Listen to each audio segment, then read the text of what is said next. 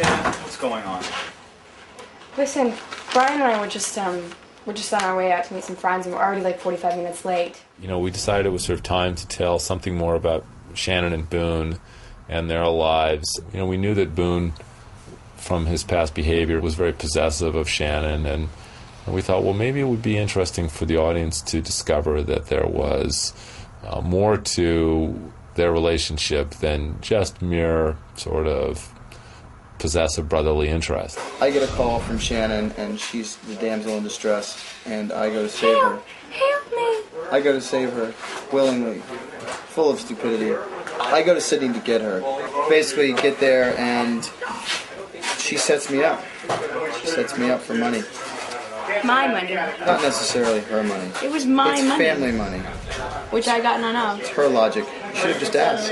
As we started working out an island story, we thought, you know, we would revisit the idea of the monster, and that we were sort of at a place narratively with Locke where Boone had become sort of his acolyte. We wanted to sort of do a story where Boone had to sort of shed his obsession with Shannon in order to sort of move forward in terms of his relationship with Locke. We came up with this idea of this vision quest as a way for Locke to provide Boone a test to really explore the nature of his relationship with his sister. And so during this vision quest, she appears to be attacked and killed by the monster. That was really fun. I mean, I was warned before I read the script.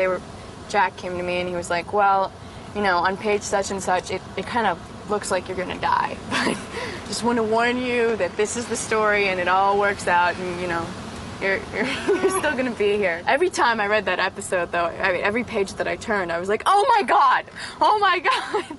Basically, Locke knocks me out and puts a hallucinogen in my head, and I completely hallucinate running through the jungle, thinking that Shannon died. And he realizes it's all a dream, but in experiencing Shannon's death, Boone had a chance to really get in touch with his most sort of primal feelings about his sister, and he felt relief, and it was a really important and revelatory moment for that character because he then was able to come to terms with her in a way that he never had before.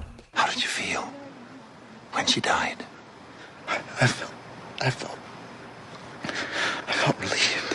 He was a young guy. He was running a big corporation, and I think he had a lot of responsibility, and that sort of what kept him going. Actually shooting the death sequence, the whole sequence with the blood and the water and the whole apocalypse now, trek through the jungle, and it was great because our makeup artist, Steve, did the most beautiful job, and I had, like, basically a tracheotomy and, like, a piece of my shoulder missing, and you could see, like, the layers of flesh and blood, and it was great, and there was, like, a blood pump, and, I mean, whole body suit.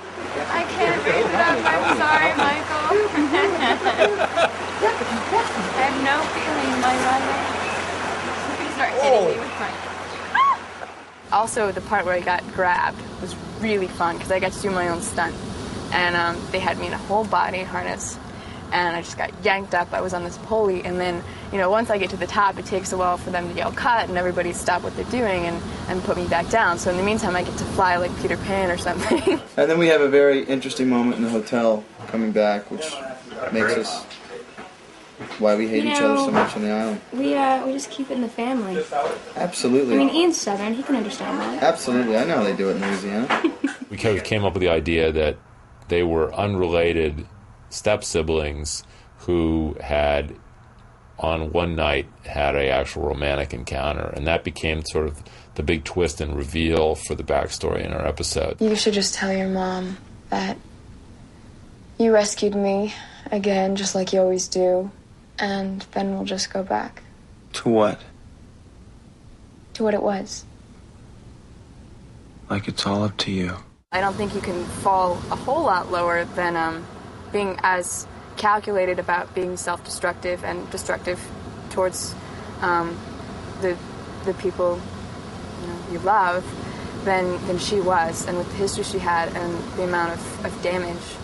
And really using sex to blackmail one's stepbrother emotionally is kind of low.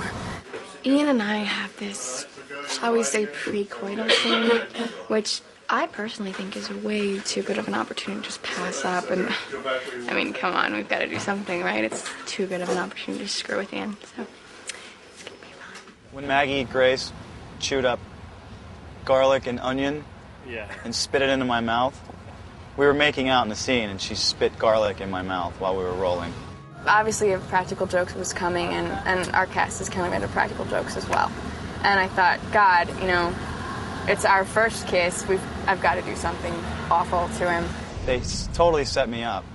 I left set. They'd already wrapped. We had wrapped. They had checked the gate, everything, and I'm walking out, and I hear, Bring Ian back in, please. The director forgot something. I didn't want to ruin the actual scene, so I waited till the last take, and everybody was in on it except him. The whole crew knew, and they were just the whole time just like crossing their fingers. I thought it was a different take, because it wasn't this subtle, you know, pensive kiss. It was like a thing. And she had released a ball of sauteing garlic and onion into my mouth, and it like went underneath, under my tongue, like, you know, like you let a fine wine go down. And now the guys, like, they have guys poker night, and Jorge's like, you know, Maggie, you can come to guys poker night if you wear your athletic cup. And I'm like, okay, I'll hang.